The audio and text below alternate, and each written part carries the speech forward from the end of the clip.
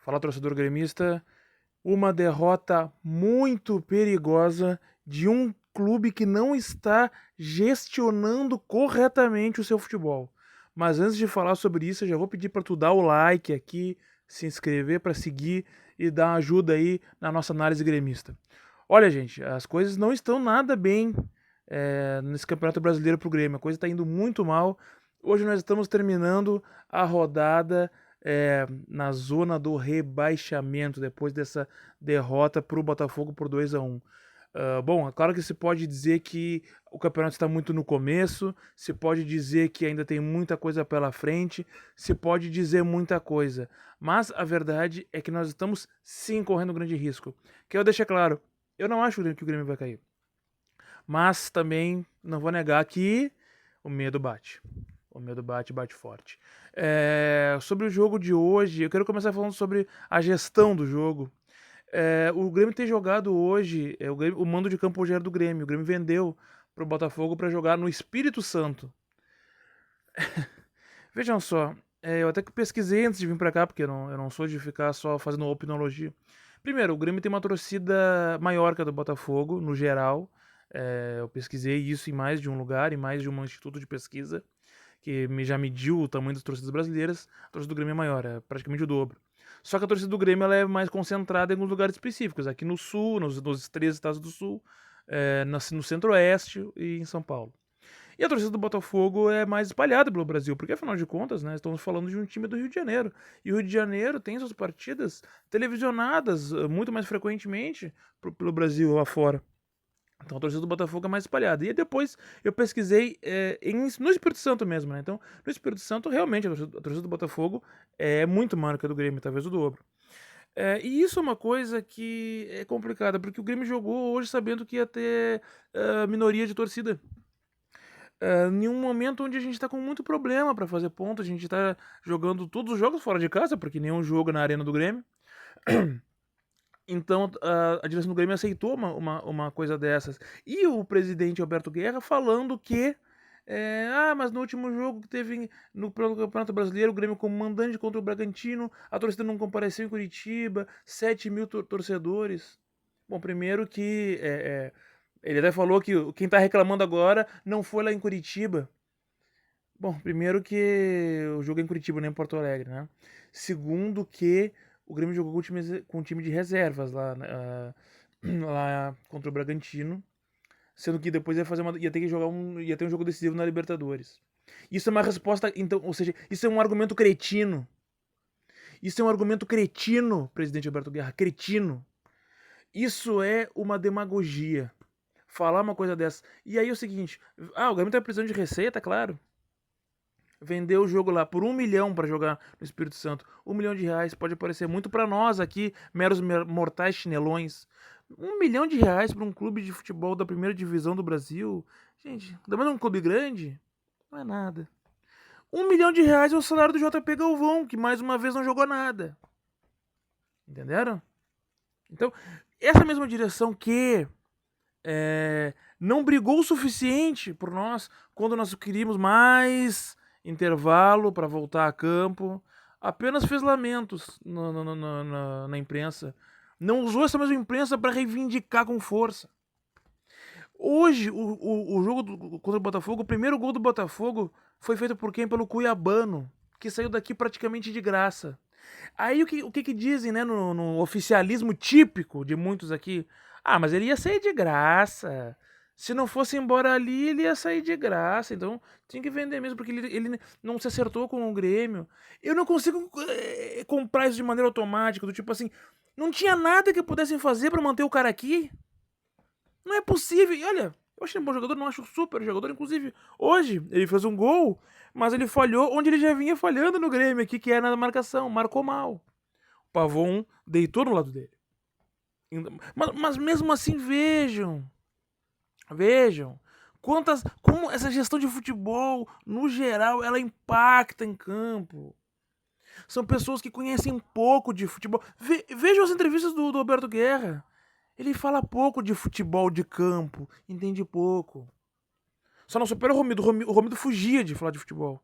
Tão pouco que conhecia, nem sabia o que era bola. Isso serve também para o Antônio Brum. Conhece pouco de bola. Por isso que eles terceirizam pro Renato fazer tudo que envolva o futebol. Renato é óbvio que entende. Mas vamos chegar no Renato agora também. É o seguinte, o Grêmio hoje entrou com uma escalação que mudou o time completo quase. E eu acho correto porque tem que rodar o grupo. Porque afinal de contas o desgaste é grande. O número de viagens é grande. E o Grêmio, em algumas posições, tem bastante jogadores. Então o Grêmio entrou hoje completamente com um time bastante renovado. Ainda que em termos de organização em campo, não tenha se renovado. Esse é um problema. Agora, vamos lá. Que rodízio é esse de 3 goleiros? Eu desafio qualquer um a me mostrar que time já fez rodízio com 3 goleiros. Olha, eu não gosto de rodízio nem com 2, agora com 3.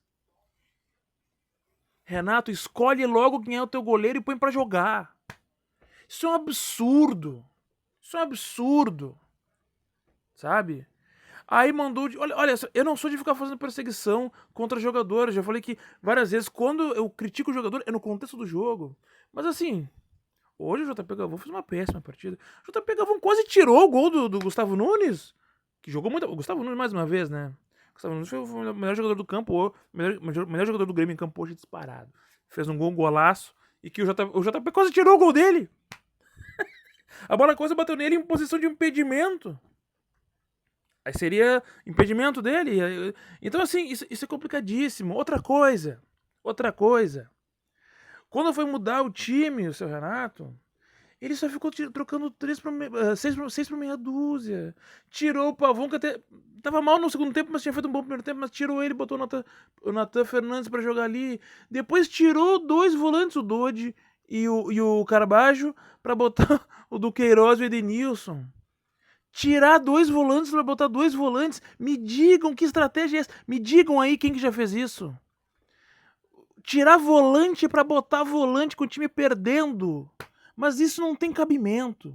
E depois, lá pro final do jogo, tirou o Cristaldo, que tinha feito um bom primeiro tempo. Ali quando ele tirou já tava apagado, mas pra botar o Natan Pescador. Parece piada. Que até, vou dizer, entrou com vontade, correndo.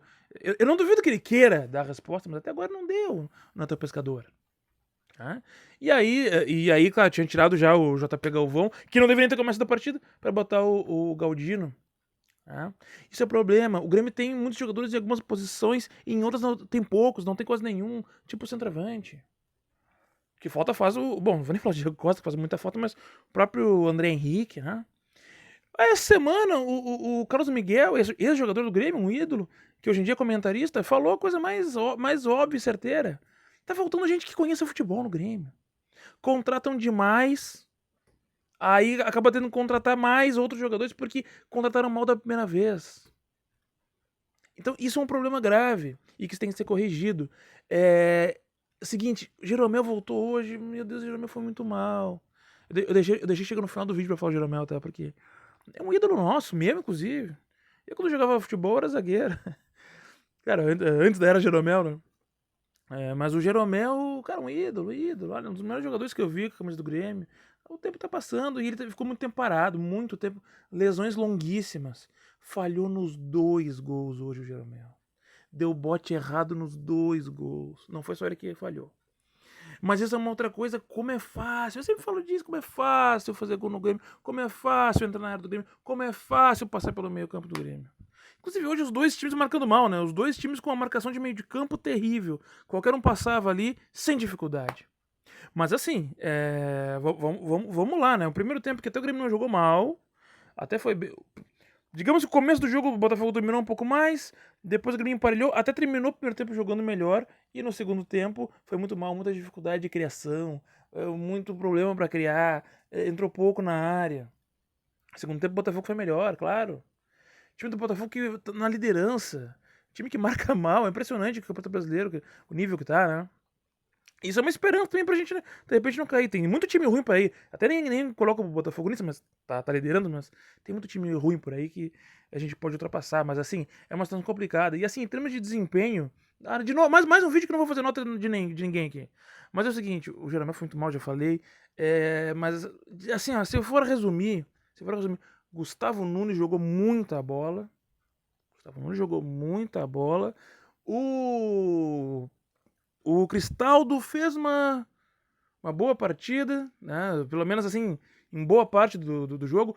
O Dodi, volante Dodi, que é um jogador limitado, mas cumpre uma função tática importantíssima, eu sempre falo isso. Ele tem dificuldade para cabecear, isso aí é um problema, porque aquela faixa que ele joga, como ele joga na frente da área, é importante ele cabecear bem para cortar a bola quando vem por cima, mas ele não cabeceia bem, mas ele marca bem, com a bola no pé é um pouco mais complicado, mas cumpre uma função tática importantíssima, e hoje ele foi bem.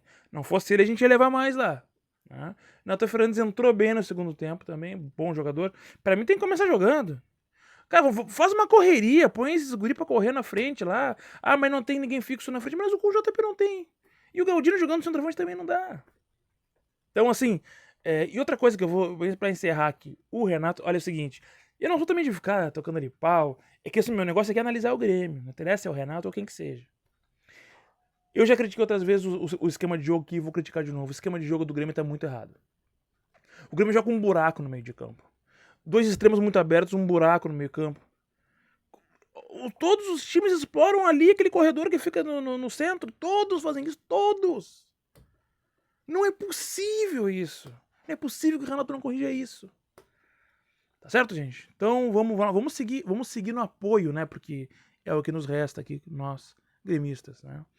Mas a situação é complicada. O Grêmio hoje tinha que ter jogado em Curitiba, ou se não quer jogar em Curitiba, joga em Florianópolis. Agora, não dá pra jogar. O Grêmio hoje abdicou de ter maior parte da torcida. Se jogasse Curitiba ou Florianópolis, teria mais torcida, seria o time mandante. Esses pontos podem fazer falta depois. Eu quero ver o que esses diretores, essa direção incompetente vai falar. Tá certo, pessoal? Então, mais uma vez, pedir pra vocês darem um like aqui, se inscrever, seguir aqui no nosso canal. Se inscreve no canal aqui, não custa nada, ajuda bastante a gente aqui, tá certo, gente? A gente se fala aí e dá-lhe Grêmio.